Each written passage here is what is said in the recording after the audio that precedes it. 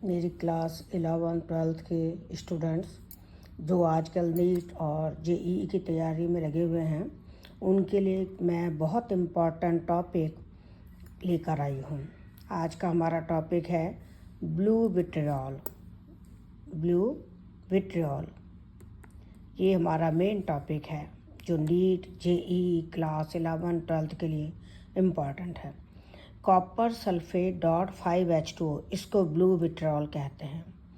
इसे copper sulphate pentahydrate भी बोलते हैं, कॉपर सेकंड सल्फेट पेंटाहाइड्रेट भी बोलते हैं, क्योंकि 5 वाटर मॉलिक्यूल्स क्रिस्टलाइन वाटर हैं। इसको हाइड्रेटेड कॉपर सल्फेट के रूप मतलब पानी वाला अगर कॉपर सल्फेट लोगे तब तो ब्लू कलर होगा, और अगर एनहाइड्रस कॉपर सल्फेट होगा यानी वाटर नहीं होगा तो वो वाइट कलर का होगा। ब्लू विट्रियोल को क्यूप्रिक सल्फेट भी कहते हैं, ब्लू स्टोन भी कहते हैं, नीला थोथा भी कहते हैं। ये पॉइजनस कंपाउंड है।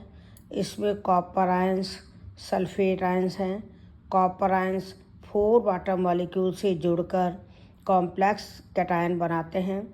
तो इसमें 4 वाटर मॉलिक्यूल कॉपर आयन के साथ कोऑर्डिनेट बॉन्ड बनाते हैं, जैसे वाटर तो लिगैंड का काम करता है, लुईस बेस है, और कॉपर आयन इलेक्ट्रॉन एक्सेप्टर है, लुईस एसिड है। इसको कैटायनिक कॉम्प्लेक्स कहते हैं क्योंकि इस कॉपर सल्फेट .5H2O में कैटायन ये वाला होता है, तो कैटायन कॉम्प्लेक्स है, इसको नाम देते हैं कैटायनिक कॉम्प्लेक्स।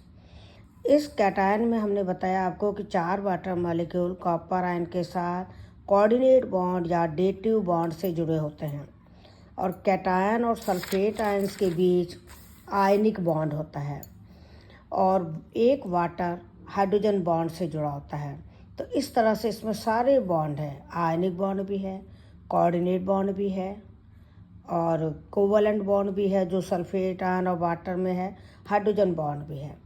ये fungicide, algicide, root killer, herbicide के रूप में यूज होता है, फर्टिलाइज़र के रूप में भी यूज होता है, एंटीसेप्टिक, जर्मिसाइड। ये ऑक्सीडाइजिंग एजेंट के रूप में भी काम आता है, इलेक्ट्रोप्लेटिंग में काम आता है, डाइंग में मॉर्डेंट के रूप में काम आता है।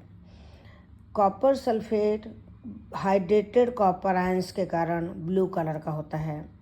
Anhydrous copper sulphate white colour का है।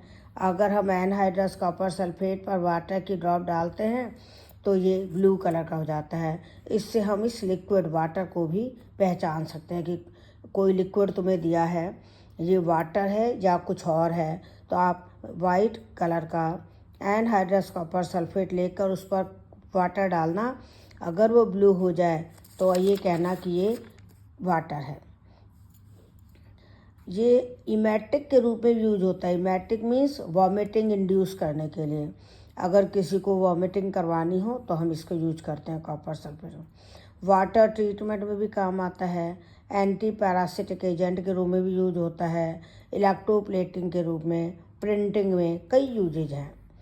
ये एक्वाटिक एनिमल्स के लिए टॉक्सिक है, यानी पानी में जो फिश, फ्रॉग जो भी एनिमल्स रहते हैं उनके लिए ये टॉक्सिक है।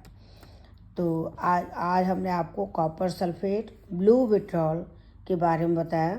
ये बहुत इम्पॉर्टेंट है। कॉपर सल्फेट .5H2O, एक तो इसमें क्रिस्टलाइन वाटर कितने हैं ये पूछ सकते हैं, इसमें कौन कौन से बॉन्ड पाए जाते हैं ये पूछा जा सकता है, कि सारे बॉन्ड है, आयनिक भी है, कोवलेंट भी है, कोऑर्डिनेट बॉन्ड भी है, और हाइड्रोजन बॉन्ड भी है। इसमें ये भी पूछ सकते हैं कि जो 5 वाटर मॉलिक्यूल्स हैं वो सारे सेम है या डिफरेंट हैं, तो आप लिखोगे 4 सेम है 1 डिफरेंट है।